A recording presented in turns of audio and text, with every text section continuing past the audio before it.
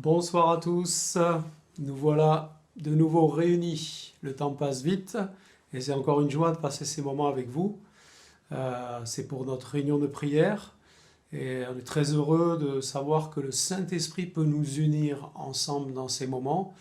Oui, nous sommes chacun dans nos maisons, mais nous allons pouvoir ce soir avoir ce temps de prière d'intercession de l'Église. De l'Église, c'est important. L'Église réunie, la famille de Dieu qui se réunit, qui prie ensemble. Je sais que vous priez individuellement ou dans vos propres familles, c'est bien, mais là c'est encore une autre dimension qu'on aime, c'est quand toute la famille de Dieu est réunie, et nous le sommes autour de la personne de Jésus ce soir. Ce chant nous invite à venir à lui humblement, humblement. Amen.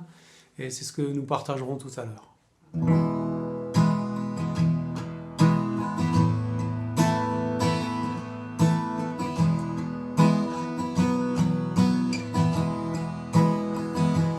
À la rivière, humble je viens déposer tous mes péchés. Pardonne-moi, purifie-moi, Seigneur, viens me rencontrer. De ces eaux vives coule ta grâce qui me guérit, me libère. Je me présente à la rivière, Seigneur, viens me rencontrer.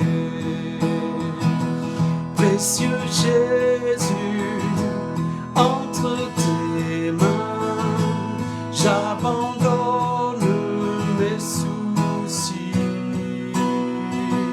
Oui, prends ma main, attire-moi, Seigneur, viens me rencontrer.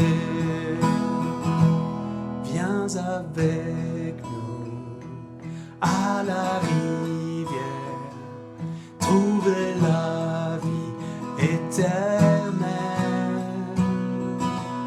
Il t'appelle et il t'attend.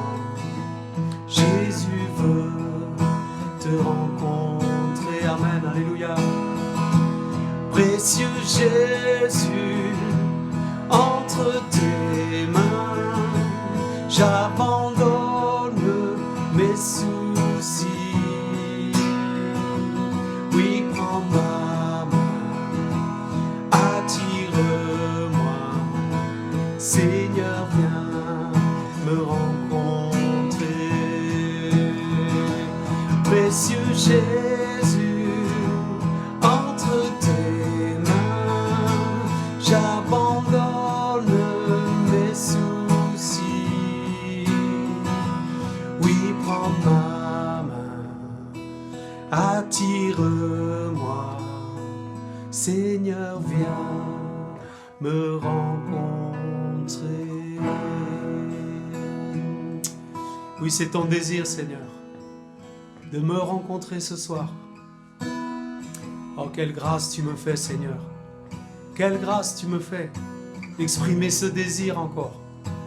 Oh Seigneur, je veux te dire que c'est réciproque. Moi aussi, je veux te rencontrer. Nous voulons te rencontrer, Seigneur, ce soir. Oui, remplis-nous de ton esprit. Nous venons à ta rencontre pour qu'encore tu nous parles, pour qu'encore tu nous perfectionnes. Merci pour ces instants et qu'ils soient pour ta gloire. Amen, Seigneur. Gloire à Dieu. Alléluia. Seigneur est bon, c'est bon de chanter dans sa présence. Je vous invite à une lecture dans le livre de Daniel. Prophète Daniel, nous allons lire au chapitre 10. Daniel chapitre 10. Et nous allons lire à partir du verset 4 jusqu'au verset 12. Daniel 10, versets 4 à 12.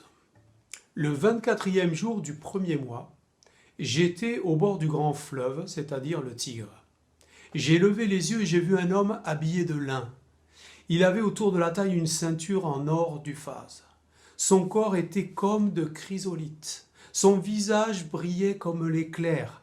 Ses yeux étaient pareils à des flammes de feu. Ses bras et ses pieds ressemblaient à du bronze poli, et le son de sa voix était pareil au bruit d'une grande foule. Moi, Daniel, j'étais le seul à voir cette apparition. Les hommes qui étaient avec moi ne l'ont pas vue, mais une grande frayeur s'est emparée d'eux, et ils ont pris la fuite pour se cacher. Resté seul, j'ai vu cette grande apparition et je me suis retrouvé sans force. Mes traits se sont décomposés et j'ai perdu toute force.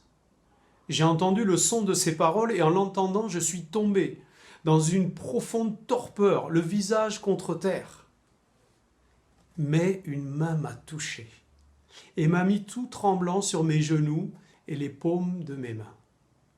Puis l'homme m'a dit, Daniel, homme considéré comme précieux, sois attentif aux paroles que je vais te dire et tiens-toi debout là où tu es. En effet, j'ai été maintenant envoyé vers toi. Lorsqu'il m'a dit cela, je me suis tenu debout tout tremblant. Il m'a dit, Daniel, n'aie pas peur, car dès le premier jour où tu as eu à cœur de comprendre et de t'humilier devant ton Dieu, tes paroles ont été entendues et c'est à cause d'elles que je suis venu. Amen. Amen.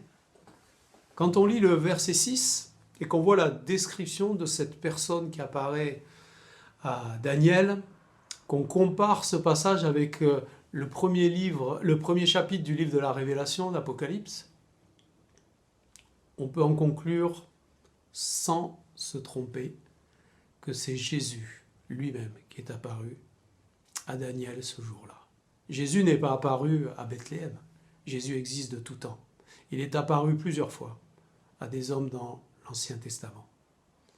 Comment Jésus se présente à Daniel? Nous voyons déjà ce Jésus que nous connaissons. Il vient avec une grande douceur, il pose sa main, il relève. Quelle grâce de connaître ce Jésus. Alors que Daniel est tout tremblant, on voit ce contraste entre la crainte, le respect, la manière dont Daniel est impressionné, et puis cette douceur qui émane de cette créature qui se présente à Daniel. Jésus va l'appeler son bien-aimé, lui dire combien il est précieux. C'est ce que Jésus veut te dire ce soir. Tu es précieux, tu es son bien-aimé. Il lui dit que c'est Dieu qui l'a envoyé vers lui. Dieu a envoyé Jésus pour toi. Et il lui dit aussi, ne crains rien. Ne crains rien. Grâce à Jésus, nous n'avons pas à craindre lorsque nous sommes dans la présence de Dieu. Quelle bénédiction et quelle grâce. Nous devrions, oui, ce soir être tout tremblant, fébrile comme l'était Daniel. Mais nous avons été rachetés par grâce par Jésus-Christ. Amen. Mais ensuite, ce qui m'intéresse, c'est de voir Jésus dire pourquoi il est venu. Il est venu parce qu'il a entendu les paroles et il a vu l'attitude de cœur de Daniel. Ah, combien j'aimerais que Jésus soit au milieu de nous ce soir. Qu'il vienne parce qu'il a vu notre attitude de cœur et il a entendu nos paroles. Qu'est-ce que relève Jésus? Il relève deux choses. D'abord que Daniel a un cœur pour essayer de comprendre. Il voulait comprendre, en l'occurrence, pourquoi son peuple a été exilé, a perdu sa terre natale. Vous le savez, Daniel était en exil en Babylonie. Mais Daniel a eu à cœur de comprendre. Mais il a eu à cœur de comprendre en cherchant la face de Dieu. Non pas en développant ses propres théories, non pas en faisant marcher son intelligence, mais en voulant recevoir une révélation de la part de Dieu. Et quand il a compris ce qui s'est passé, Daniel, qui pourtant a été exemplaire en tout point, nous le voyons dans le livre de Daniel, eh bien vous savez ce qu'il va faire? Il va s'humilier. C'est la deuxième chose que relève Jésus. Daniel est capable de s'humilier. Il vient en toute humilité, alors que pourtant, il pourrait se vanter de ses propres actes, lisez le début du livre de Daniel et nous verrons que Daniel a plutôt effectivement une attitude exemplaire. Mais là, il s'humilie. Je vous invite à lire le chapitre 9. Nous n'avons pas le temps. Lisez-le. Vous allez voir l'attitude de Daniel. Il ne cherche pas des raccourcis simples. Oui, c'est parce que ceci, oui, c'est parce que cela, c'est de la faute d'un tel, c'est la faute d'une telle. Non, il s'humilie lui-même. Parce qu'il considère qu'il fait, comme les autres, partie de ceux qui ont délaissé le Seigneur, qui ont arrêté d'écouter ses conseils, ses commandements. Nous vivons une tragédie. Nous vivons des moments difficiles. Et Daniel, d'ailleurs, dans le chapitre 9, évoque une calamité jamais connue. Nous sommes dans une calamité que nous n'avons pas connue, que la terre n'a pas connue depuis des siècles. Au moins un siècle. Et nous sommes dans l'interrogation, et j'aimerais vous inviter comme Daniel, à essayer de comprendre, non pas avec votre intelligence, mais comprendre ce que Dieu veut nous dire au travers de ces temps. Et le faire avec une grande humilité, parce que la première pensée qui doit me venir devant ce fléau qui attaque notre pays, c'est de m'humilier. Pas de dire c'est parce que le gouvernement n'a pas tenu compte de la Bible, parce que les églises sont imprégnées par l'influence du monde. On peut argumenter sur plein de choses. Le Seigneur, ce qu'il voudrait dans ces temps, c'est nous amener à nous interroger sur nous-mêmes, à nous humilier devant lui. Moi, j'ai à cœur de m'humilier. J'ai à cœur de m'humilier devant Dieu. Déjà parce que ce temps que nous vivons me montre que nous ne sommes rien. Nous sommes, comme le dit Jacques, cette vapeur qui apparaît et qui disparaît. Et là, le coronavirus peut enlever des vies en quelques instants. Et nous sommes là complètement démunis, nous ne pouvons rien faire.